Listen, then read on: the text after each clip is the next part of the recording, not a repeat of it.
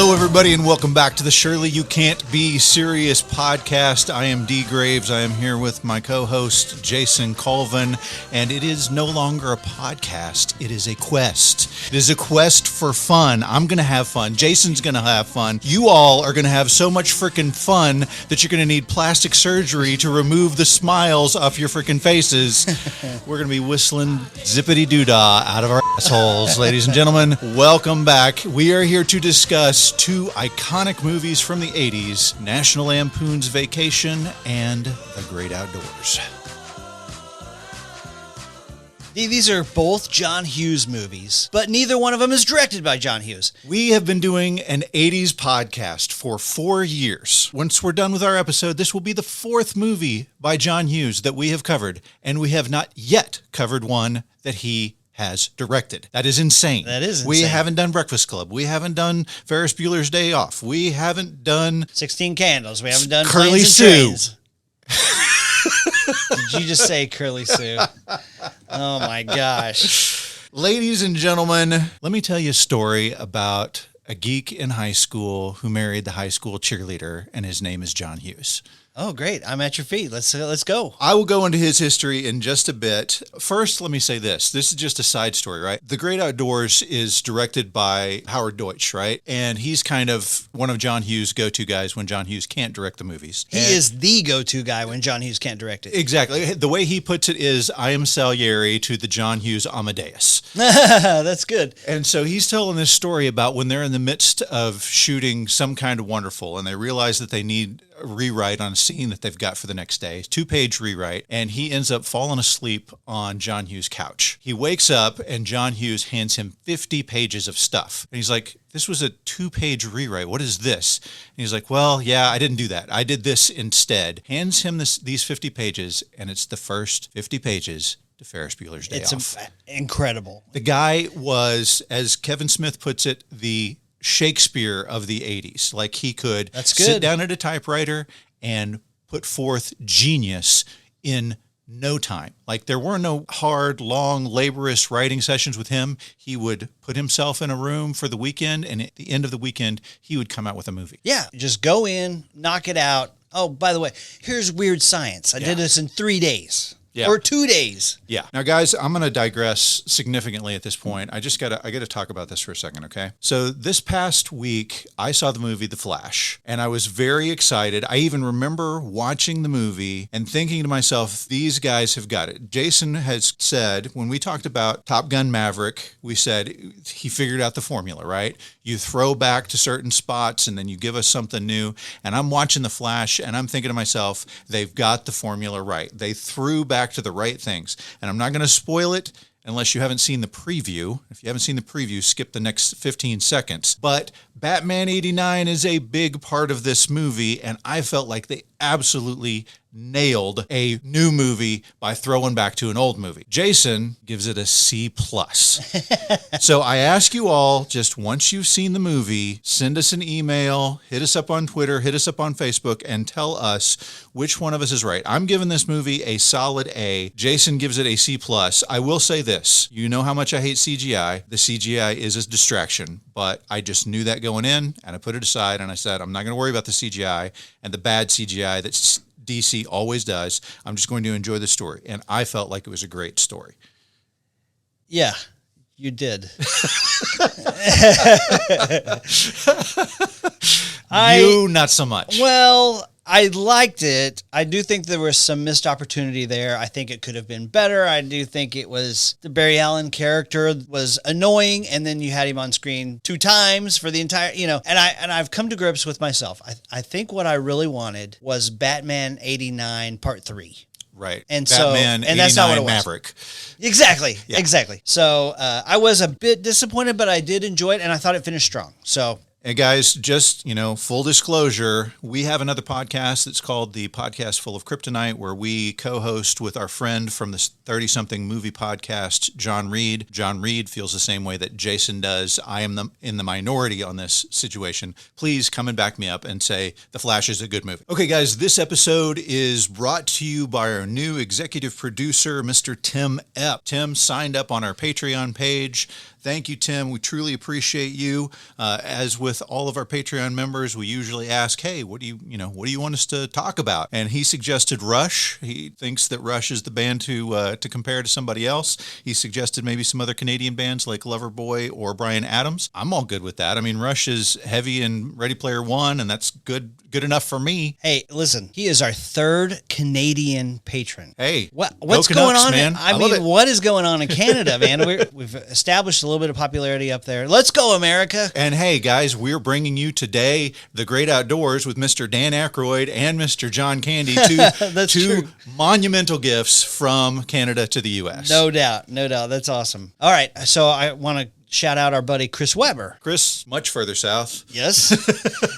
Yes. Chris sent us a record of the Smithereens. Oh, yeah. Chris has sent us some great records that we really need to do some sort of track by track of what he sent us. Chris is a great friend of ours and just a really great supporter of the show. Chris, we truly appreciate you, man. Okay, D, I've got a special shout out for you. You ready for this one? Yeah. This is a shout out from a guy who follows us on Twitter. His name is Lee Matthews, okay? Okay. Now get this. This tweet happened on June 20th at 9:11 a.m. Okay. This is what he said. I'm listening to you guys right now, driving over here in the UK.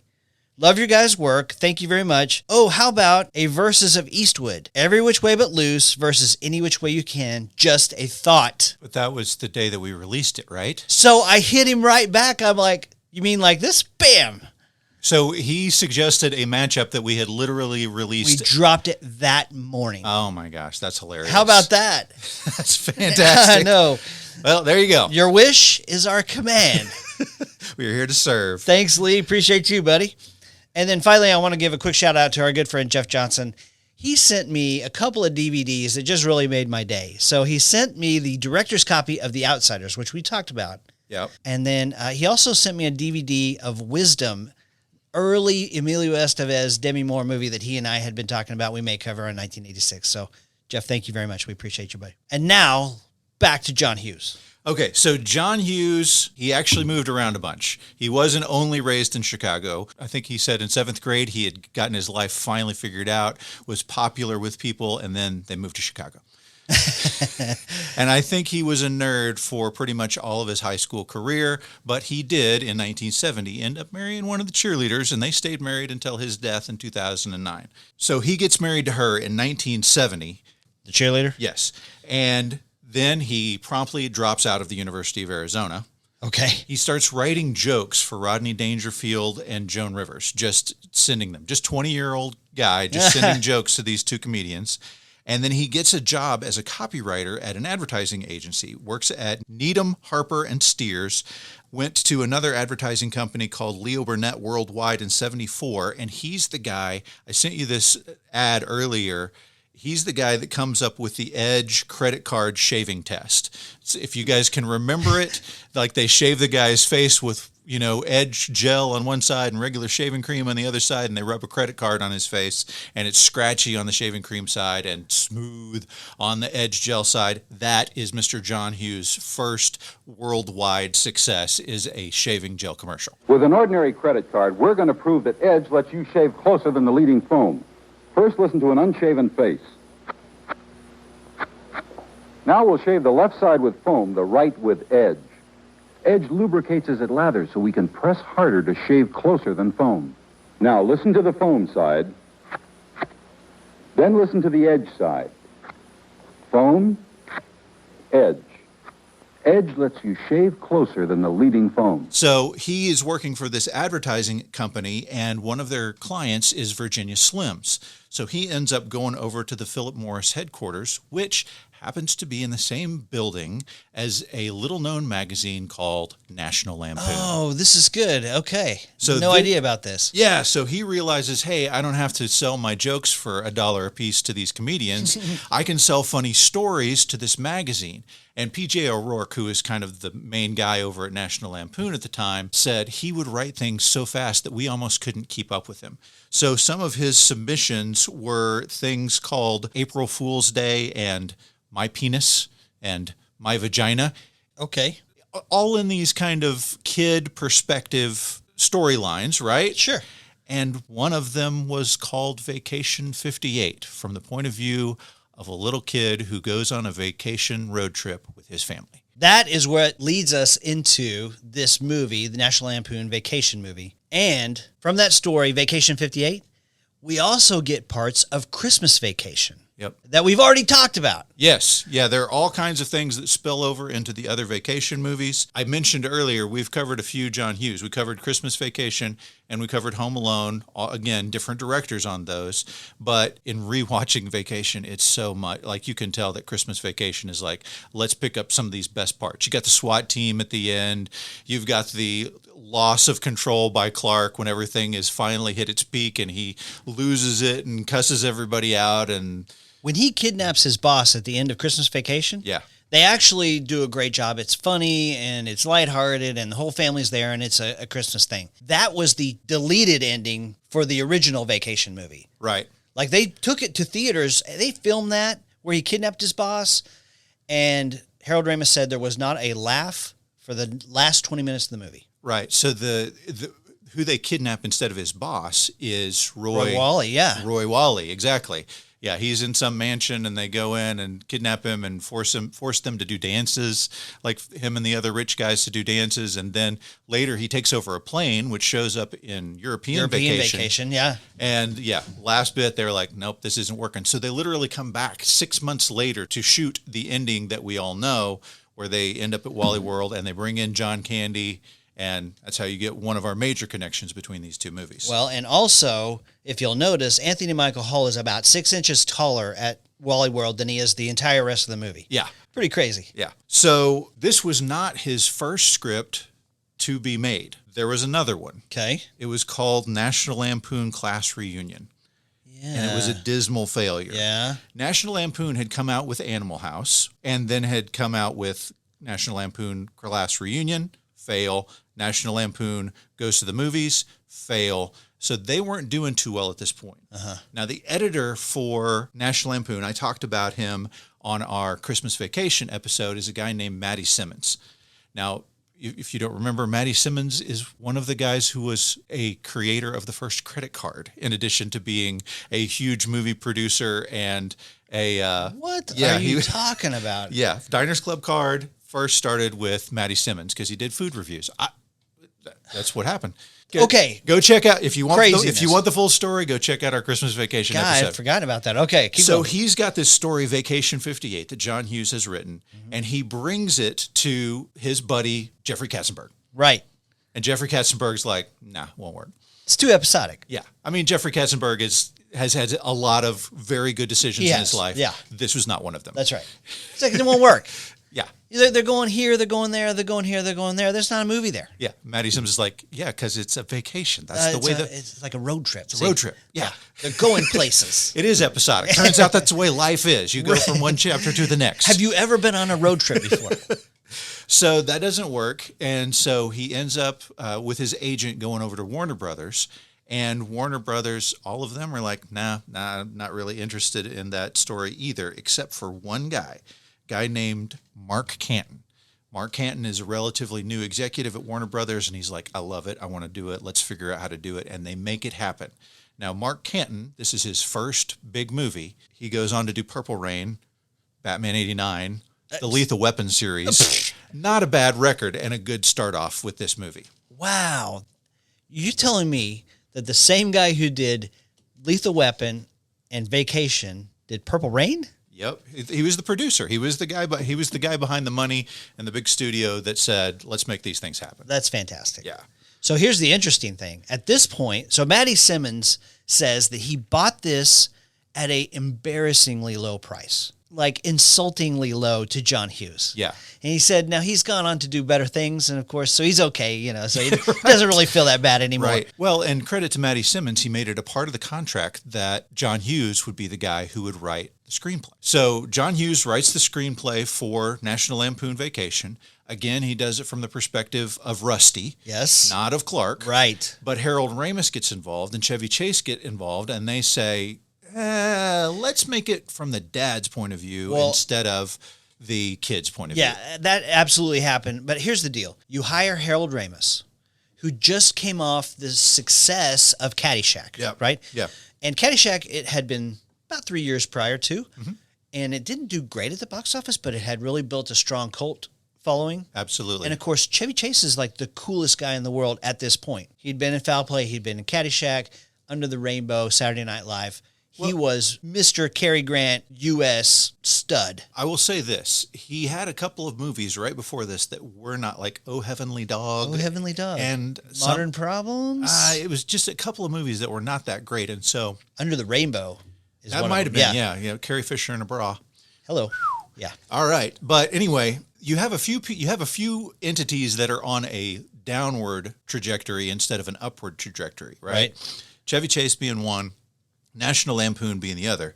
Obviously, with National Lampoon Vacation, you get a home run. Then that's followed up by John Hughes doing Mr. Mom, which we plan to cover very soon. Yes. And those two get him a 3-film deal with Universal, and that's when we get 16 Candles. 16 Candles, Breakfast Club, Ferris Bueller. Weird Science. Weird Science, Yeah. Okay. I do think it's interesting, though, that the shift from Rusty's perspective. So we all know John Hughes is a teen guy. I mean, gosh, he was the voice of teenagers in the 1980s. Yeah, Teen Speak. Teen Speak. There you go. But when you hired Chevy Chase, you can't just ignore that star power. Right. And so Harold Ramis, who had directed Chevy Chase and Caddyshack, they get together, they rewrite the script, and it becomes from the dad's perspective. Yeah. Here's what's interesting. I looked at Harold Ramis because I saw, this is his sophomore directorial thing. And I was like, okay, yeah, Caddyshack was number 1, right? Great movie. By the way, guys, go check out our Caddyshack versus Happy Gilmore episode if you haven't seen that. That was fun. It was fun. Had a great guest on that one as well. Number 2 is Vacation. Yes. Number 3, Club Paradise. Gosh, I think I've seen that once. I have not seen it. I couldn't have told you who was in it had I not just looked it up, but it's like Robin Williams and a bunch of, like Twiggy and some other random big ensemble piece, and it did really, really poorly. And that was 1986. Harold Ramis did not direct another movie until 1993 when he did Groundhog Day. Then put your little hand in mine.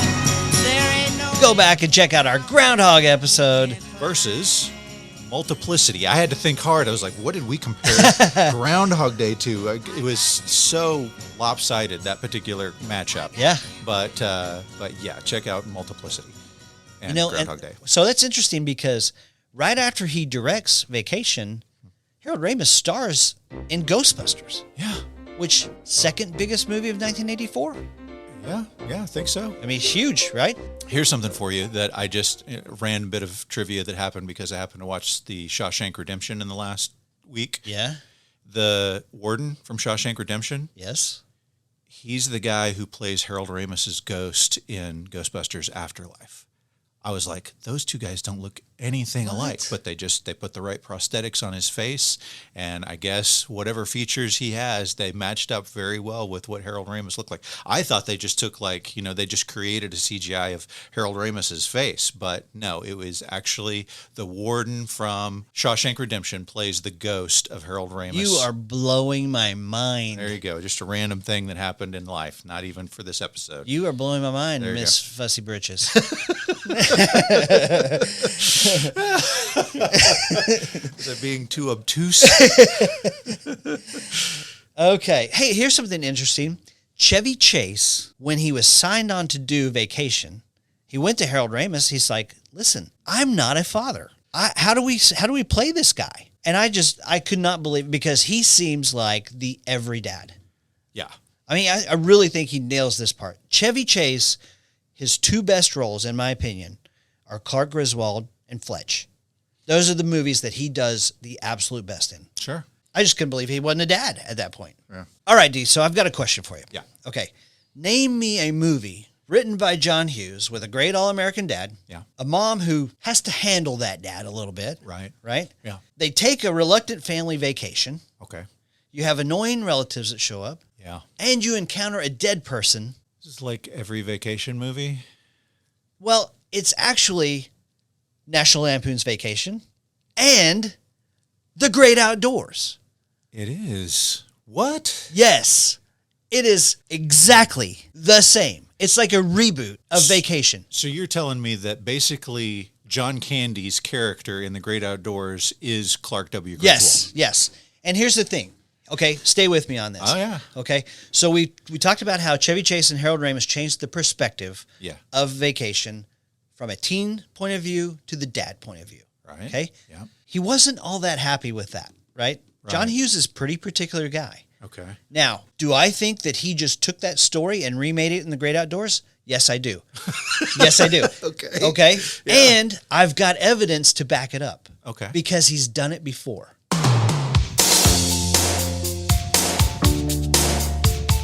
Okay. All right? Stay with me on this. Yeah. Now, I know that you haven't seen these two movies, but we're going to cover this at some point. Right.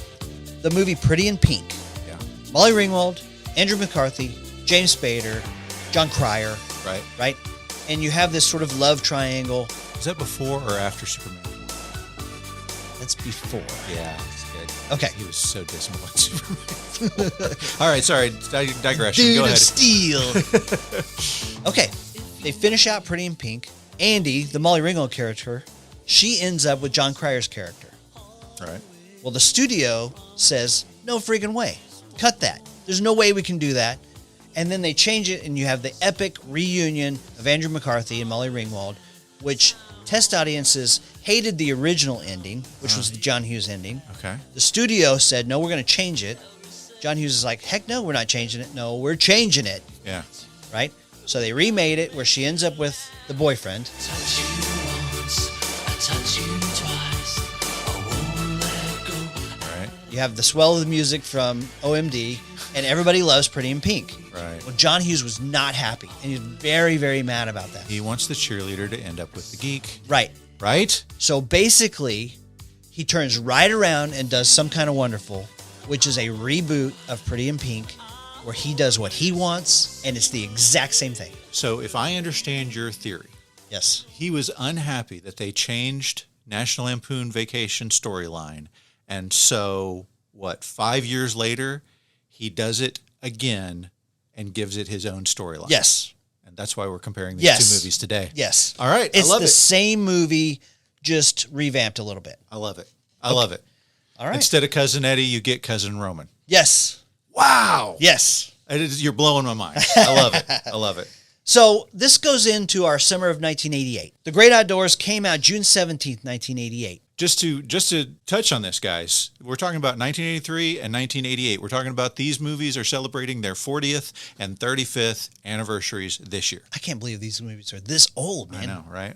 We're getting old. Yeah. This movie, The Great Outdoors, was originally titled Big Country. Right. This was the 25th biggest movie of 1988. Well, okay. That's something. 1988 was a pretty good year for movies. I mean, honestly, to be 25th is still pretty darn good. Yeah. Yeah. Did you see this in the theaters? Yes. Okay. Yeah. Did you enjoy it? Yes. Okay. 100%. This is 2 thumbs up for you? 100%. Okay. Good. Good. Okay. So once again, written by John Hughes, directed by Howard Deutsch. Let's talk about him for just a second. Right. Yes. Howie is, I think, what he goes by. But as we said, he's If you call him Howie again, I'm going to... Howie Deutsch. That's what his wife calls him. Oh, okay. No, it's okay. Go ahead. Call him Howie. It's fine. If you're hearing this and you're upset, just give me a call. I'll be happy to apologize in person. Howard Deutsch directed the beautiful Leah Thompson in Some Kind of Wonderful. Yeah. Right? We talked about how he steps in and he directs the movies that John Hughes doesn't, basically. So he directs Some Kind of Wonderful.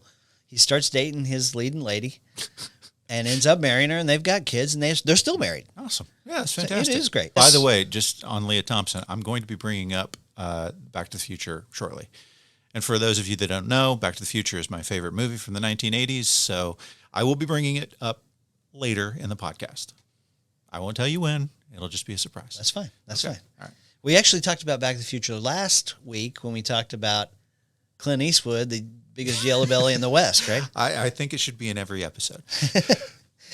So anyway, Howard Deutsch comes in to direct The Great Outdoors, which is why it's a little bit campier than maybe the other more serious John Hughes stuff.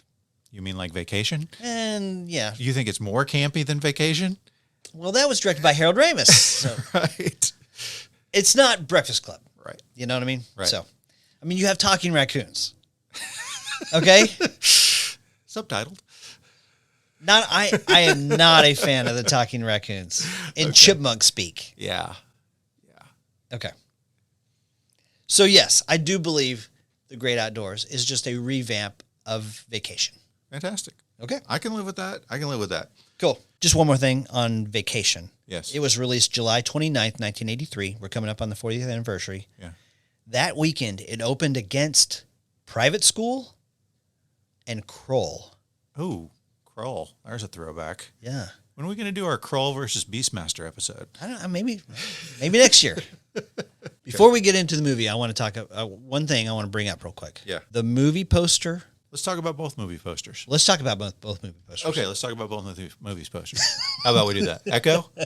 What? Echo? All right, Oh my yes. Let's gosh. talk about both movie Let's posters. talk about both movie posters. All right. So the first one, National Lampoon's Vacation, one of my all-time favorite movie posters. Yeah, it's fantastic. It's like dazzling, right? Right.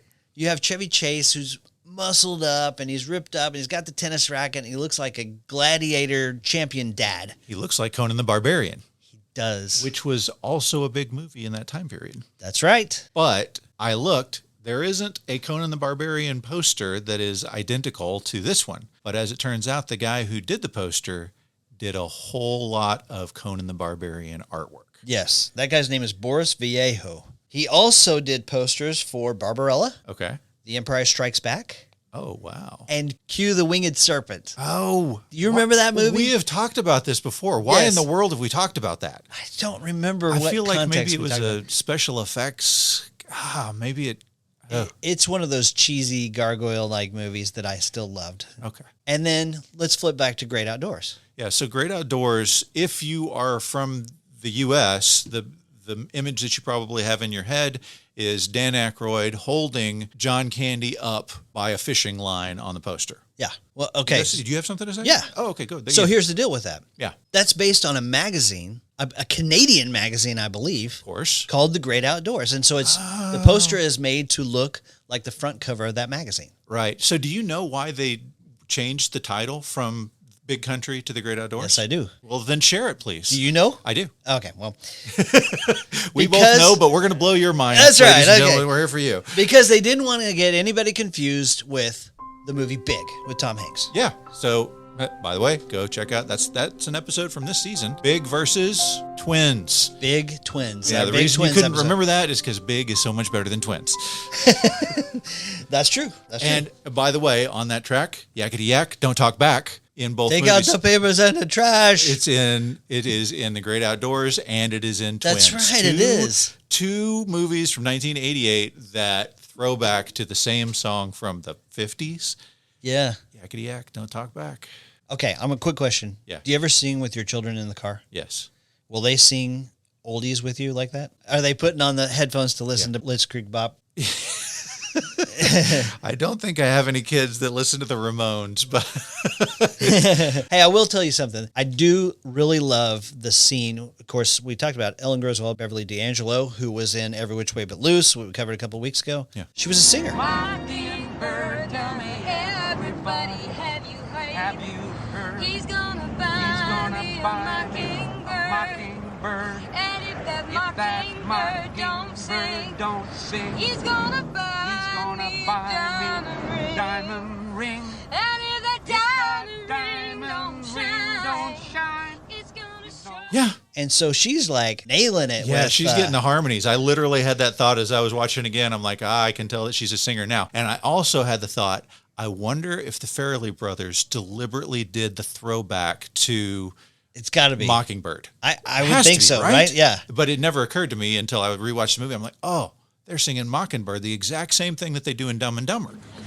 Mock, yeah, ing, yeah, bird, yeah, yeah, yeah, mockingbird, don't everybody have you heard? Have you heard? She's gonna buy me a mockingbird, mockingbird. and if that mockingbird don't sing, Don't sing. she's gonna buy me a diamond ring, Diamond ring. and if that And if that diamond ring don't diamond- shine. Hey, Lloyd, look, there's a Yeah, it's fun. Yeah. Okay, so are we ready to talk casting? Let's talk casting. All right, let's go. Let's flip back to Vacation. Okay, so we talked about how out of the gate they hired Chevy Chase. I gotta be crazy. I'm on a pilgrimage to see a moose. Praise Marty Moose. which was the coolest, funniest guy in America at that moment. Now, he had taken a couple of steps back, but he was still going strong from Saturday Night Live and Foul Play. And once you got him on board, now you've got a movie. But here's the guys that they were looking at. Now, let's step into the alternate universe where you can imagine somebody else playing Clark W. Griswold, okay? Yes. Bill Murray?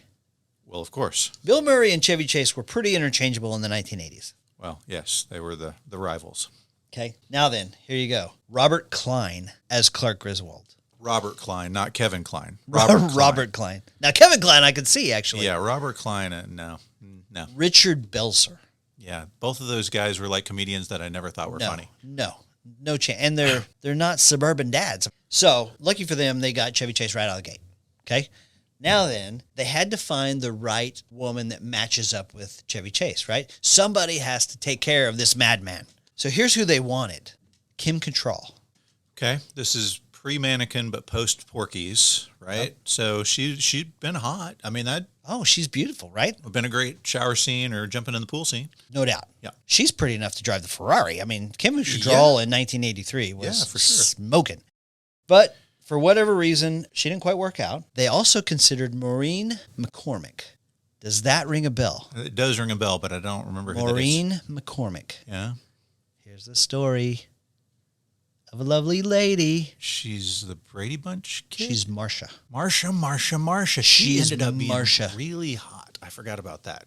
Huh? Could you see her as Ellen Griswold? Maybe. Yeah. To me, that was mind-blowing. Marsha Brady as the mom. Yeah.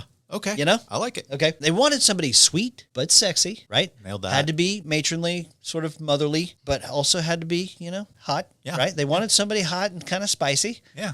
So they bring in Beverly D'Angelo. She was 30 at the time.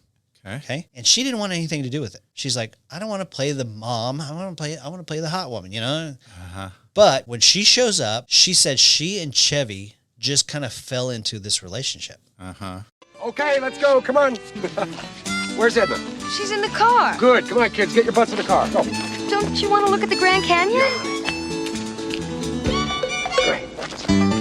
Now, I don't think anything bubbled up out of that, but they just kind of fell into it as husband and wife. And so because of that chemistry, that's why she was hired on. Awesome. I thought that was cool. Now then, Anthony Michael Hall plays Rusty. This is where we find Anthony Michael Hall. This is his break-in. This is his first one. Yeah. This is Anthony Michael Hall, icon of the 80s, his first movie. Dad, this is not the car you ordered. Take it easy, Rusty. Ed, this is not the car I ordered. Do you remember what movie he auditioned for right before this? No.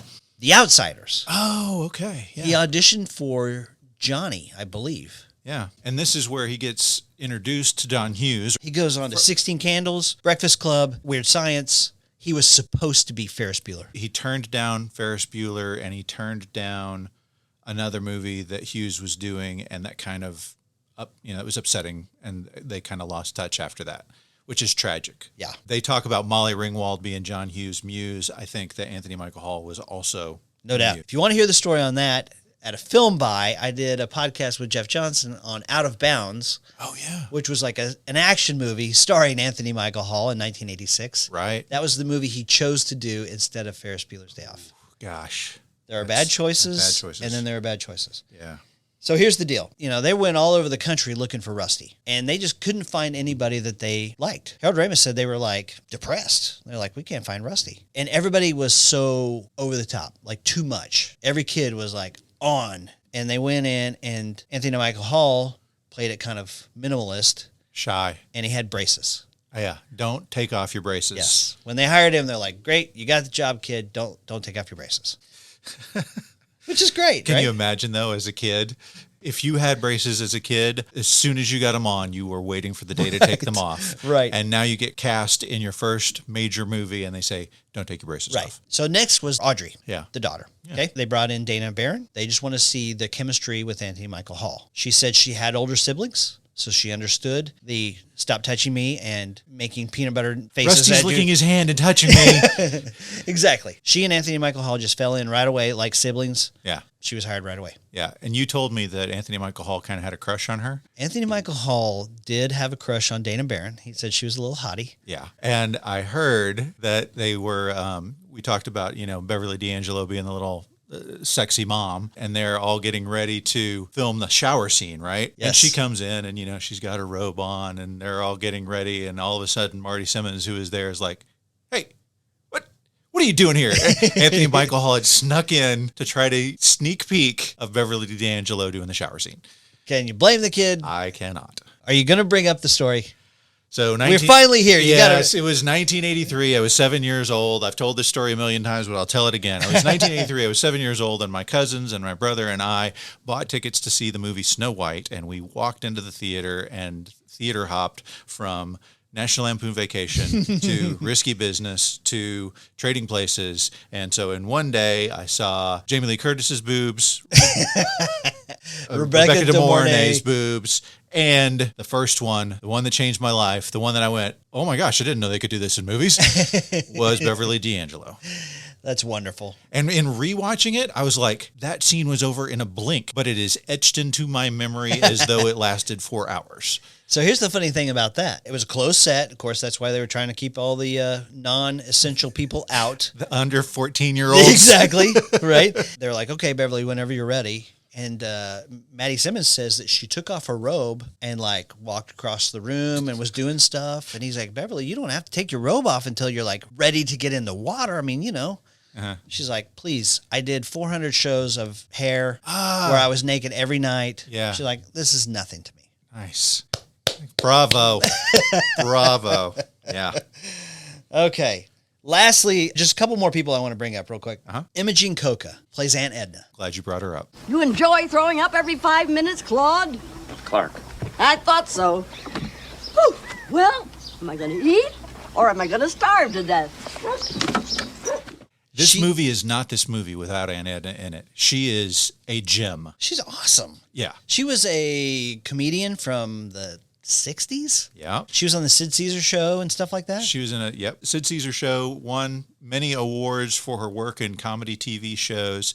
This was kind of she hadn't done something for a while and they brought her in on this. But before this, in the 70s, she was involved in a car wreck. She was afraid to travel. Yeah, she was afraid to travel. And of course, well, in the real car wreck that she had in the 70s, she's in the passenger seat, her husband's driving, they run into this 19-year-old girl. Her husband and the girl aren't seriously injured, but the rear view mirror comes out and goes into her eye. And they have to do reconstructive surgery. She has a glass eye. She was blind out of that eye for the rest of her life. And of course, in this movie, they have the gigantic car. I mean, they have several car incidents, but they have the gigantic car wreck where she's in it. And you'll remember her hat is pulled down over her face at the end of it. She was terrified to do this scene because of that accident she had less than 10 years earlier. That's unbelievable. Yeah. The funny part is they were like, they're not actually going to go on the road because they'll just do it on the studio. That's how they do road movies. Nope. They went on the road. Yeah. She was awesome. Geez, that must have been like 60 yards. 60 yards. I bet when her husband crashed that car, I wonder if she said, he shouldn't even have a license. Here's something that I thought was interesting that I hope to blow your mind with. Okay. She was in an episode of Moonlighting. Really? Yes. Now, I'm going to say this and you're going to be like, of course, right? She played Agnes's mother. Oh, yeah. Right? Of course, I mean, that's it. They could be mother. I had to look Yes. at them like, are they really mother and daughter? Because they look so much alike. But you will remember the episode. Agnes's mother is coming across the border and like some drug dealers plant drugs so that it comes across the border with her and she gets in trouble. And it's one of those ones that Bruce Willis and Sybil Shepherd were both gone. And so it's Agnes and the guy, Booger, whatever his name is. Curtis Armstrong. Yes, they have to solve the mystery in this particular episode. She got nominated for an Emmy for that. Wow. Yeah. Okay, I know we're veering off the track here just a little bit, Yeah. but did you know that Harold Ramis thought she had a stroke while filming this movie? No. Did you not? You haven't heard this story? No.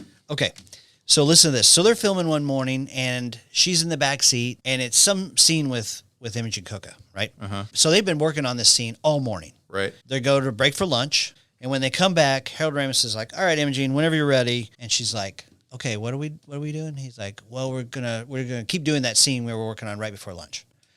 She's like, what was that again? He's like, well, the scene, the one that, we've been working on all morning. And she's like, well, which one? And he kind of describes it to her. She had no memory of it, like gone, like whoosh, gone. She didn't know her lines. She didn't recall that morning, nothing.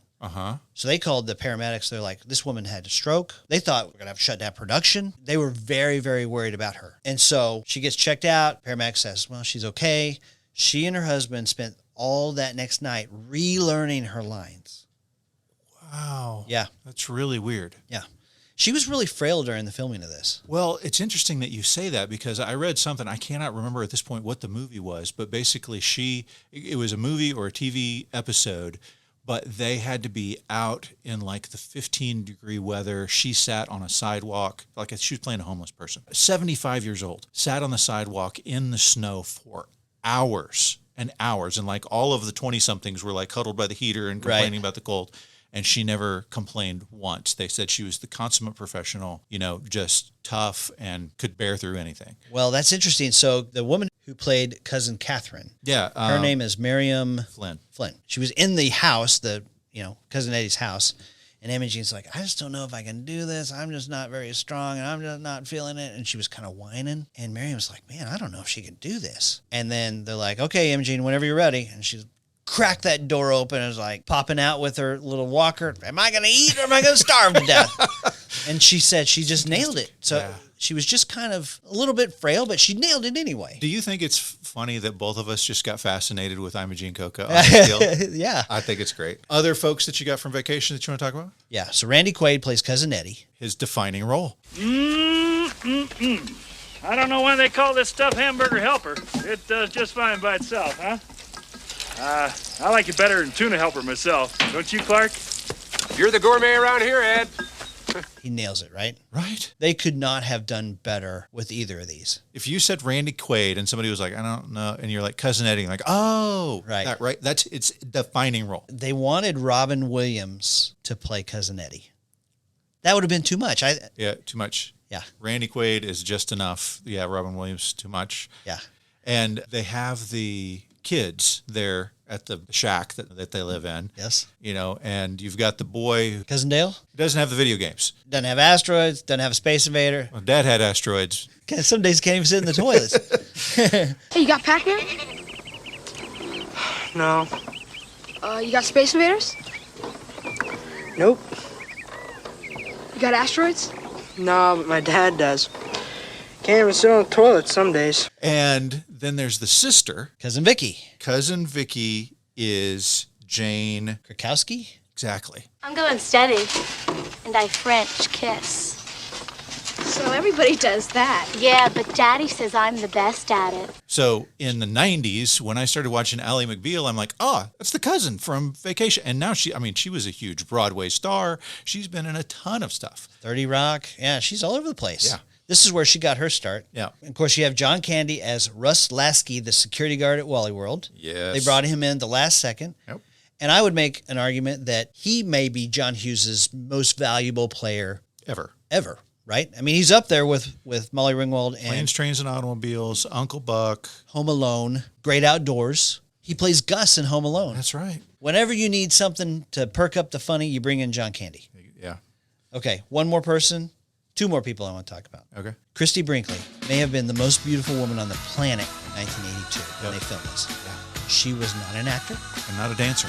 We know she's not a dancer. Flashback to our Billy Joel episode. So were they married? When did they get married? When did Billy Joel and Christy Brinkley get married? Gosh, well, that dropped in 83, so right around this time. Yeah. Okay. If you want to hear the story about how Billy Joel almost had Elle McPherson and Christy Brinkley in bed in the same day. And Whitney Houston. Go listen to our Billy Joel Innocent Man episode. Not so innocent. That's right. Okay. We can talk about how great Dinky the dog was. Dinkums. Okay. On that subject. Yes. The cop. James Keach, yeah. James Keach, brother of Stacy Keach. Yes. Do you know what the penalty is for animal cruelty in this town? I'm sure it's pretty stiff. Well, it's probably pretty stiff. I had no idea. Not only is he the brother of Stacy Keach, he married and is still married to Jane Seymour. What? Dr. Quinn, medicine woman. What are you, solitaire? Yes. What are you talking about? Yeah. That is unbelievable. Well, yeah, bravo, guy. Bravo. Man. I watched the behind the scenes on this movie. Chevy Chase said he delivered the line better than any line he's ever heard in any of his movies. James Keach, do you know what the line is? No. Explain this, you son of a bitch. That's great. If you watch that scene, so we're talking about the scene where he gets pulled over in Colorado and the cop is super mad at him. Get out of the car, sir. And he's like, what was I weaving or something? He's like, no, explain this, right? And then he picks up the dog leash and you realize, oh my gosh, he just killed Dinky, right? Right. That scene, if you go back and watch it, James Keach and Chevy Chase were laughing so hard that they were actually crying. Those are tears of joy. And they had to keep redoing it because the other one would crack up. You will watch Chevy Chase. You think he's just trying to you think he's happy because the horrible dog has been murdered. As it turns out, he's just cracking up at the delivery of these lines. That's fantastic. He said for like 10 minutes, all they did, that one would go, the other one would go. Oh, that's fantastic. That's fantastic. And then one more character I have to bring up. Yeah. That's truly a character in this movie. 100%. I know where you're going. I think I know where you're going. Go ahead and go. It's the family truckster. I'm glad you went there. Okay. Are you ready for this? Yeah. Do you have more on the family truckster? Well, other than it being metallic P instead of Antarctic blue. Let me talk to you about. Tell me. Okay. I've got a story on the family truckster. Yeah. That I will save until our next episode. But I'm telling you, fans, you want to come back for this one, all right? Come back for the family truckster story. But you think you hate it now? Wait till you drive it. Right. But before we end today's episode, we need to talk about casting for The Great Outdoors. Yes. As I mentioned, we have two of Canada's best gifts to us. No, not Michael J. Fox, but Dan Aykroyd and John Candy. Then we have the wives, which I think are critical to this movie. Oh, yeah. Right? Oh, yeah. So the first one that you have is one that everybody knows. It's Annette Bening. What you may not know is this is her very first movie. Yes. Annette Bening married to Warren Beatty. Annette Bening, the major American movie star. president. Yeah. I mean, all of that. My mind was blown. I was like, this movie was her first movie? Yes. And she does a fantastic job. Okay.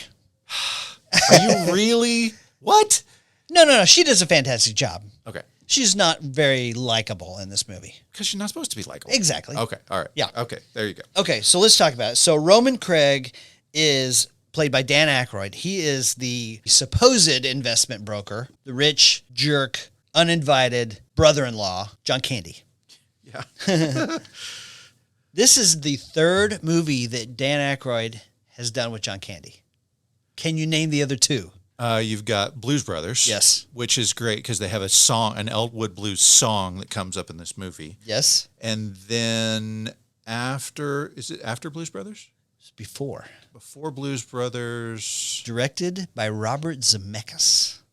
Not 1941. 1941. 1941. Wow. Okay. Not a big part by either of them, but they shared the screen. And if you'll remember, John Candy was supposed to be in Ghostbusters. He was supposed to play the part of Lewis.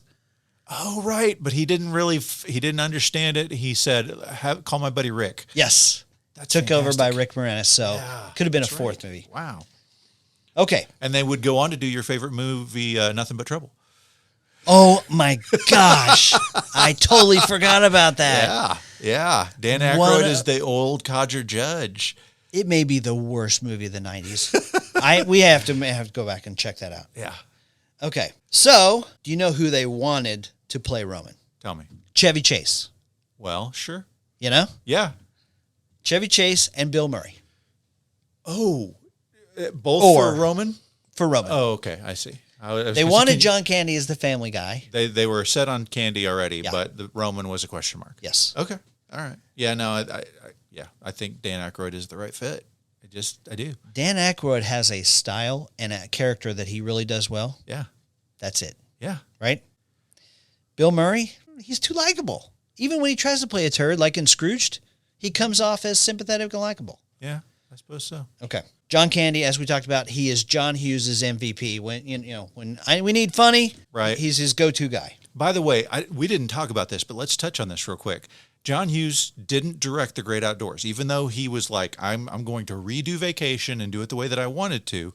He didn't direct The Great Outdoors. Do you know why? No. Because there was another movie with John Candy going on at the same time called Planes, Trains, and Automobiles that he said, I really want to work with Steve Martin. And so he directed John Candy in Planes, Trains, and Automobiles while The Great Outdoors was being filmed by Howard Deutsch, right? Now, there's another movie that John Hughes was doing at that same time as well called She's Having a Baby. Yes. You'll remember at the beginning of Planes, Trains, and Automobiles, there's this cool cameo by Kevin Bacon because both of these movies are happening at the same time. Yeah. Well, She's Having a Baby, the end of the movie, the kind of what happens is they're trying to think of a name for the baby. And then the rolling credits, they have all of these cameo appearances by these various stars. One of them is Bill Murray, who is obviously shooting Scrooged at this time. Yes. And then you also have Dan Aykroyd and John Candy, who are obviously filming The Great Outdoors. You can see the wood paneling behind them. That's awesome. Yeah. By the way, you know why Chevy Chase did not take The Great Outdoors? Tell me. He was shooting Funny Farm, which is about a city guy who goes to the great outdoors and comes into all these misadventures. Man, that was a bad movie. I do not like Funny Farm. Are you crazy? I am not crazy. But again, I didn't see it until I was an adult. We talked about this with twins. If you don't see the 80s movies either when you were a kid or when you were a kid in the 80s. Sure. It makes a difference. No doubt about it. Huge difference. By the way, Funny Farm, better than Great Outdoors. Shut your mouth. No, I'm serious. Oh, my gosh. Okay. You're tipping your hand a little bit. Let's talk about Lucy Deakins for just a second. Okay. Lucy Deakins. I married a girl who looks like Lucy Deakins. Okay. Yeah. Agree? Yeah, I guess so. Yeah. She got it a lot, especially as a kid. But yeah, she got it a lot. Had curlier brown hair back Cammy then. and Casey. Yeah. Yeah. Okay. Yeah. And she was also in The Boy Who Could Fly. Okay. That was kind of these were her two big movies of the day. But she did not stay in acting. Right. She decided to go ahead and go to law school. She graduated a few years after I did and is now a partner at a firm that has her name in it. Something Deakins and something. Yes. You can literally look it up and see her as one of the counsel attorneys for this law firm. It's nuts. It's in Denver? It's in Colorado. Yeah. Same place where Dinky was killed on the road. Maybe she went back to help pick up the carcass. Yeah. Okay, and then for the brother, you have Mr. Christopher Young. Yeah. Now, Christopher Young, his first role is also in the early 80s in a TV series we all know called Max Headroom. Okay. Do you know what his character's name is? Chris. No. Max. Bryce Lynch. Stop it. That is why in the book Ready Player One, when he decides to sneak into the IOI credit bureau and pretend he's somebody else, his pseudonym is Bryce Lynch. My mind is not only blown, but destroyed. That was amazing. For being a big Ready Player One fan, then that's a big bomb. You're welcome. Good job. Thank you. So also since then, he has done some directing and producing. He has produced no less than 12 Kelly Clarkson videos. Okay. Hey, everybody's got to have something that you're good at. Might as well be Kelly Clarkson videos. That's fantastic because right next to his name in my notes, I say, he has done nothing. Okay, so we talked about Annette Bening. By the way, I said this was her film debut. She was acting. She had gotten a Tony in 1987, right before this. She'd been on Broadway. She played Lady Macbeth with a lot of acclaim at the American Conservatory Theater. But we haven't talked about the other very important wife. Her name is Stephanie Pharisee. Stephanie Pharisee. Her debut was on a show called Laverne and Shirley. Yeah, which we talked about in our best TV themes of the 70s. And connection to Annette Bening, she was also in Heaven Can Wait. Is that right? Yeah. How about that? Starred with Warren Beatty, starred with Annette Bening. Maybe she introduced him. Who knows? That's true. I love her in this movie. She may be the best, most likable character in this entire movie. Yeah, I mean, she keeps it all together. She does. She is the Ellen of The Great Outdoors. And literally, she's the one with the least amount of star power. She's my favorite character. Yeah. She was in Frasier. Oh, okay. She is one of the girls that was always hitting on Niles. She was also in Blind Date, another one of your favorites. Really? Oh, man. Awesome. You know who else was in Frasier? Mr. Robert Prosky, the guy who plays Wally, the owner of the resort. Right? The guy who plugs the shotgun in? The guy who tells them that they're kissing a dead person. So he was in Frasier. He was in Mrs. Doubtfire. He played Rebecca's dad on Cheers. He's been in some stuff. Yeah. And then, of course, Hillary Gordon and Rebecca Gordon are the twins, Roman and Kate's twin daughters. They're totally weird this entire movie. They played Harrison Ford's twins in the movie The Mosquito Coast. That's all I got on casting for The Great Outdoors. Okay, guys, that does it for episode 1. Come back for episode 2, where I will share my story about the Wagon Queen family truckster, and we will talk about music, we will talk about reception, and we will talk about our final judgment on which of these two movies is the best. Yes. Too much play.